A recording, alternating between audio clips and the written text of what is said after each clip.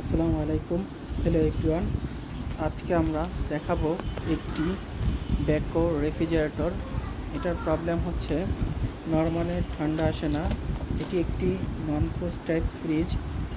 তো আমরা এসে চেক করে দেখলাম যে এটা নর্মালে ঠান্ডা আসছে না।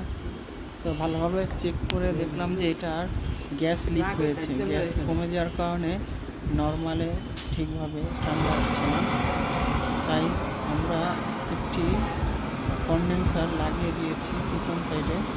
তো এটাকে চেক করা হয়েছে প্রেশার দিয়ে যে কনডেন্সারটি লিক আছে কিনা। তো আমরা দেখলাম যে কনডেন্সারের প্রেশার কমে গিয়েছে, তাই আমরা একটা কনডেন্সার লাগিয়ে দিয়েছি।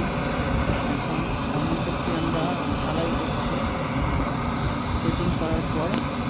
এটা কাস্টমার অনেক জায়গায় দেখিয়েছিল, তারা বিষয়টি ধরতে পারেনি কী প্রবলেম, কারণ এটি ডিপটা ঠিক ছিল, ঠিকঠাকভাবে ঠান্ডা দিত, কিন্তু নর্মালে ঠান্ডা আসতো না। তো আমরা চেক করে দেখছি যেটা লিক হয়ে গেছে, ভিতরে গ্যাস কমে গেছে, তাই ঠিকভাবে ঠান্ডা দিচ্ছিল না।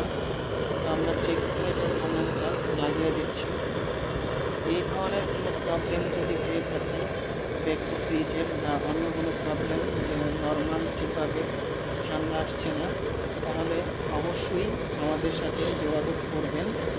আমরা যে কোনো ধরনের ফ্রিজ বা ইনভার্টার, নন ইনভার্টার সব ধরনের ফ্রিজের কাজ করে থাকি, এবং ইনভার্টার ফ্রিজে নন ইনভার্টার কনভার্ট করে থাকি।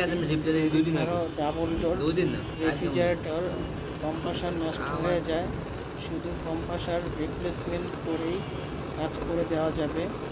সার্কিট বা কোনো কাটাছিড়ি করা লাগবে না, শুধু অনলি কম্প্রেসার রিপ্লেসমেন্ট হয়ে যাবে। আমরা এটার স্টেনার লাগিয়ে দিচ্ছি।